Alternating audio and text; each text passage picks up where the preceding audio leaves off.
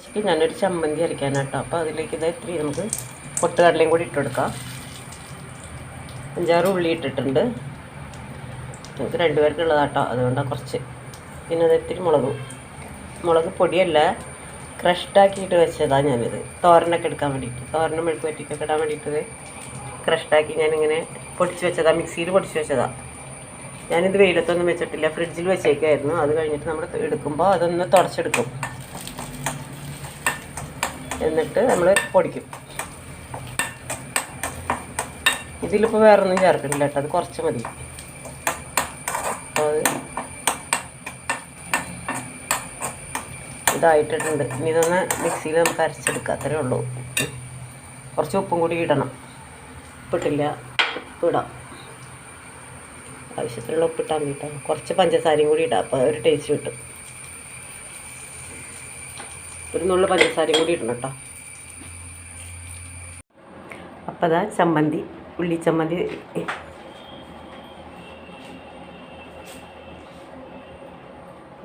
ഇവിടെ റെഡി ആയിട്ടുണ്ട് കേട്ടോ. നമ്മുടെ ഉള്ളിച്ചമ്മന്തി ഇവിടെ റെഡി ആയിട്ടുണ്ട്. ഉള്ളിച്ചമ്മന്തി, പൊട്ടുകടല, ചില്ലി ഫ്ലേക്സ്, 3 ഐറ്റം, ഉപ്പ്, പിന്നെ മല്ലിയിലയും ചേർത്തിട്ടുണ്ട്. ഇത്രയും ചേർത്തിട്ട് അരച്ച അടിപൊളി ടേസ്റ്റാണ്. ദോശയ്ക്കൊക്കെ കഴിക്കാൻ എളുപ്പമാണ്, എളുപ്പത്തിൽ ഉണ്ടാക്കുകയും ചെയ്യാം. ഉള്ളി ഒന്ന് വാടി കിട്ടിയാൽ മതി. പിന്നെ പൊട്ടുകടല നമ്മൾ അതിൽ വറക്കണമെന്നൊന്നുമില്ല, വെറുതെ ഇട്ട് അരച്ചാലും ടേസ്റ്റാണ്. നമ്മൾ ചട്നിക്കാണെങ്കിലും തേങ്ങയുടെ കൂടെ തേങ്ങ കുറവാണെങ്കിൽ നമുക്ക് പൊട്ടുകടല ചേർത്ത് അരച്ചാൽ നല്ല ടേസ്റ്റ് കിട്ടും. അപ്പോൾ ഇത് ദോശയാണെന്ന്. അപ്പോൾ ദോശ ഉണ്ടാക്കട്ടെ. ഇനി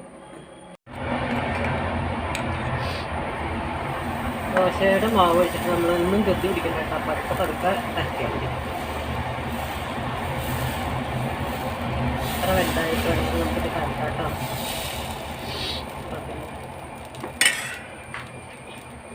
ഒന്ന് റോസ്റ്റായിട്ട് എടുക്കാം.